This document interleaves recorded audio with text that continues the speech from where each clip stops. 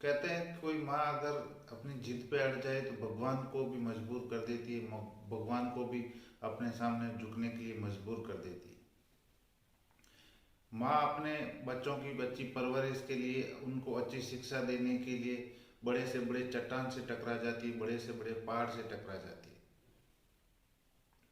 लेकिन इस कहानी में दरअसल उल्टा है। एक माँ अपने बेटे को पीटती हुई पुलिस स्टेशन लेके जाती है, और पुलिस स्टेशन जाने के बाद वहाँ जो दरोगा होता है उनसे कहती है कि दरोगा साहब, इसकी तुरंत रिपोर्ट लिखिए और जितना जल्दी हो सके इसको सजाए मौत सुनाई दे, इसको सजाए मौत की सजा मिले, इसको जल्द से जल्द फांसी पे चढ़ा दिया जाए।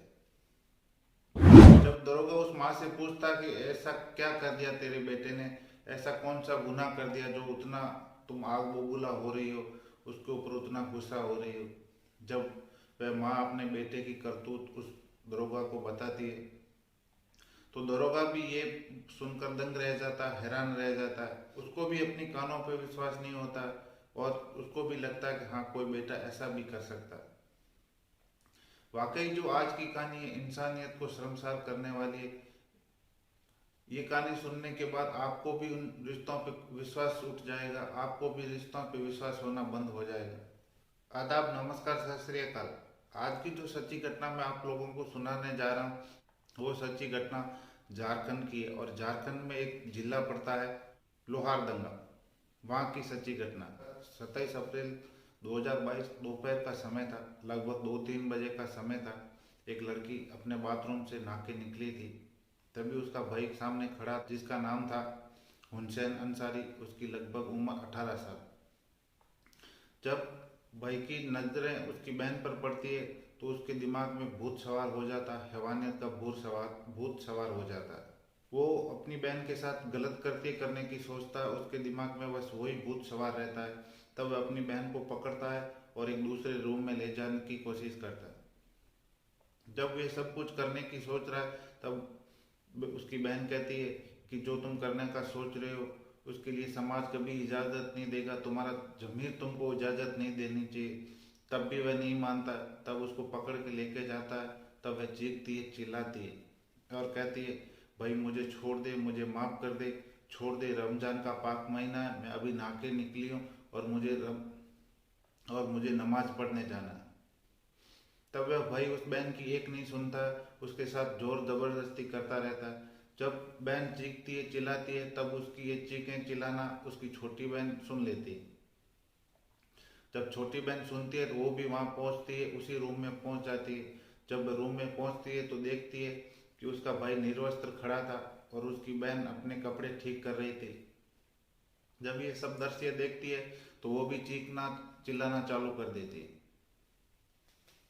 जब छोटी बहन रोती है, चीखती चिल्लाती है, तभी भाई कहता है कि अभी चुप हो जा, मार दूंगा, नहीं तो जो उसके साथ कर रहा था वो अभी तेरे साथ कर दूंगा। इनका जो परिवार था एक लोअर क्लास फैमिली में रहते थे। उनका रोज का दिनचर्या ये थी कि जितना भी रोज कमाते थे उसी में उनको गुजारा करना था। तो रोज की तरह उनके माता पिता काम पे गए हुए थे, और काम पे गए हुए थे और रोज लेट शाम को लौट के आते थे। लेकिन दरअसल उस दिन उसकी माँ, जब ये घटनाक्रम हुआ था उसी समय कहीं काम से लौट आई थी। जब घर आके देखती है कि उनकी दोनों बेटियां रो रही थी। जब रो रही थी तो माँ ने आके पूछा, तुम्हारे साथ क्या हुआ, तुम रो क्यों रही हो। तब दोनों बहनें मिलकर अपना भाई ने जो कृत्य उनके साथ किया था वो बारी बारी से बताती है। तभी छोटी बहन बड़ी बहन को रोकते हुए कहती है कि ये तो तेरे साथ आज शायद पहली बार हुआ है, जबकि मेरे साथ तो पिछले 2 साल से भाई करता ही आ रहा। जब माँ ये सब बातें सुनती है तब उसका दिमाग आउट हो जाता है, उसका दिमाग सुन हो जाता है। तभी वह भाई अपनी माँ पे अटैक कर देता है। वो भी उससे बचना चाहता है कि माँ कहीं मेरे को पकड़ नहीं ले या मेरे को मारना चालू नहीं कर दे। कहते हैं ना, जब माँ में अगर शक्ति आ जाती है तो वो सामने कोई भी हो उससे मुकाबला करने के लिए तैयार हो जाती है। और उसने भी वैसा ही किया, अपने बेटे को पकड़ा और एक लाठी लेके उसको मारना चालू कर दी। और मारते मारते उस जो अपने घर से 500 मीटर पे एक पुलिस स्टेशन था वहां पे उसको मारते मारते लेके जाती है। जब मारते मारते उसको लेके जाती है तो घर से जैसे ही बाहर निकली थी तो वहाँ सैकड़ों लोग थे। तो पूछते हैं कि इसको मार क्यों रही, तो कहती है कि इसका कर्म ही उसने ऐसा किया, उसने काम ही ऐसा किया। और जब पुलिस स्टेशन पहुंचती है और दरोगा से कहती है कि दरोगा साहब, हो सके जितना जल्दी हो सके इसको सजाए मौत सुना दो, उसको फांसी पे चढ़ा दो। सोचो को पूरी कहानी बताती है, उस पूरा घटनाक्रम बताती है। तब वो भी एसओचओ कहता है कि अगर हमारे संविधान फांसी से ऊपर भी अगर कोई सजा होती वो भी इस लड़के को मिलनी चाहिए थी, लेकिन हमारे संविधान में फांसी से ऊपर कोई सजा ही नहीं है, तो वो तो कम से कम उसको मिलनी ही चाहिए। और साथ ही साथ ये चाहता है कि उसकी जल्द से जल्द चार्जशीट तैयार हो और उसको जल्द से सजा मिले।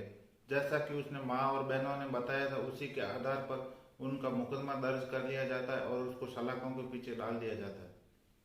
और वो लड़का अभी भी जेल में बंद है, अभी भी सलाखों के पीछे है।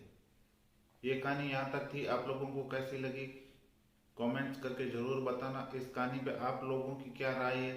एक भाई ने जो किया था एक बहन के साथ, ये घिनौना करते, उसके बारे में आपकी क्या राय है?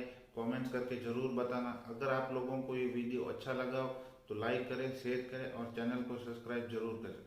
मिलते हैं एक नई क्राइम कहानी के साथ, तब तक सावधान रहिए, सतर्क रहिए। जय हिंद, जय भारत।